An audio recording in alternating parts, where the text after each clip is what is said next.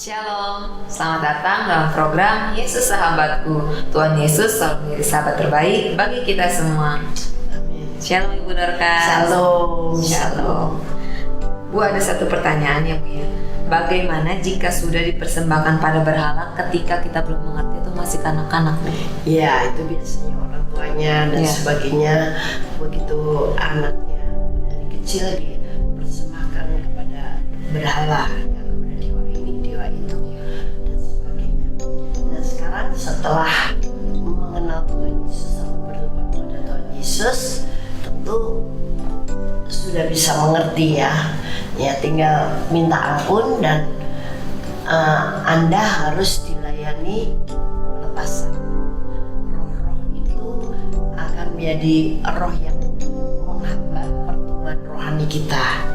Karena seperti pohon, katakan itu pohon mangga bisa menjadi besar dan berbuah ketika ditanam di satu area tanah, dan ada pohon sama-sama mangga, tapi ternyata dia menjadi pohon yang kerdil walaupun usianya mungkin sama.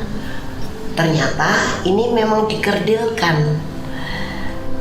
oleh apa? Oleh kawat yang dililit ke dahan-dahannya untuk menahan pertumbuhannya. Boro-boro bisa berbuah, tumbuh pun nggak bisa gitu. Makanya bisa ditanam pot. Nah, begitu juga dengan kerohanian kita.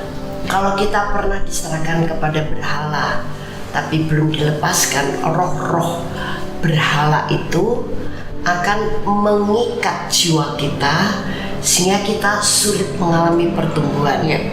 Mungkin dia sadar, dia sudah kepingin, rohnya kepingin, saya mesti bertumbuh nih, saya mesti maju, saya mesti menjadi orang Kristen yang berbuah. Tapi ternyata kok rasanya mau maju, padahal mungkin dia udah serius ibadahnya, baca firman-Nya dan sebagainya, tapi terasa sebenarnya dia menghambat. Nah, itu roh-roh dari diserahkan kepada berhala. Karena sesuatu yang diserahkan itu berarti dia udah menjadi milik yang diserahi. Iya. Nah, kalau sekarang udah percaya Yesus, ya biar kita menjadi milik Yesus Kristus seutuhnya, dan Roh Kudus tidak ada hambatan lagi untuk menumbuhkan kerohanian kita gitu. Makanya perlu pelayanan pelepasan, itu yang melakukan adalah kuasa Roh Kudus. Jadi pelayanan pelepasan bukan musiri dosa, tapi roh yang membuat orang itu melakukan dosa. Entah itu di luar kemauannya karena masih kecil, di luar pengertiannya, atau apalagi sudah dengan pengertian gitu ya. Kalau mungkin orang tuanya masih ada, orang tuanya juga harus minta ampun dulu, menyerahkan anaknya ke dewa-dewa gitu. Nah, itu yang harus dilakukan. Oke, kemudian sesudah ini pelepasan, harus mulai banyak makan firman, ibadah, lakukan relationship dengan Tuhan. Jadi tidak terikat lagi atau tidak mengalami gangguan lagi. Karena kita kemudian bertumbuh di dalam roh.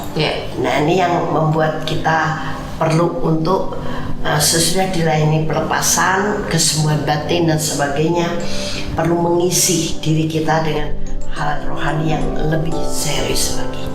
Oke, yuk kita doakan.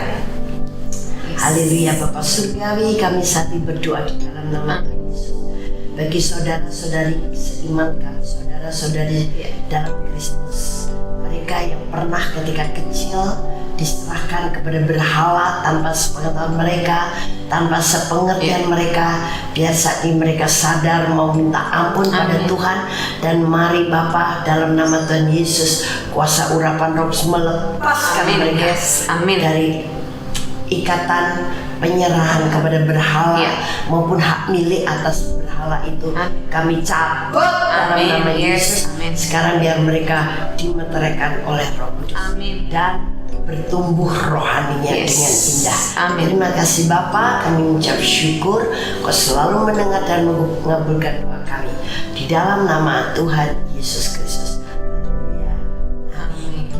Baik, saudara. saudara jika ada permasalahan atau ada yang mau ditanyakan, boleh Anda kirim ke WhatsApp kami untuk kami jawab. Kami dukung dalam doa dan bisa menjadi topik untuk acara Yesus Bantu ini. Nah, silakan kirim WhatsApp ke 0895 323 58989. Identitas Anda akan tetap kami rahasiakan. Puji Tuhan, Tuhan Yesus memberkati.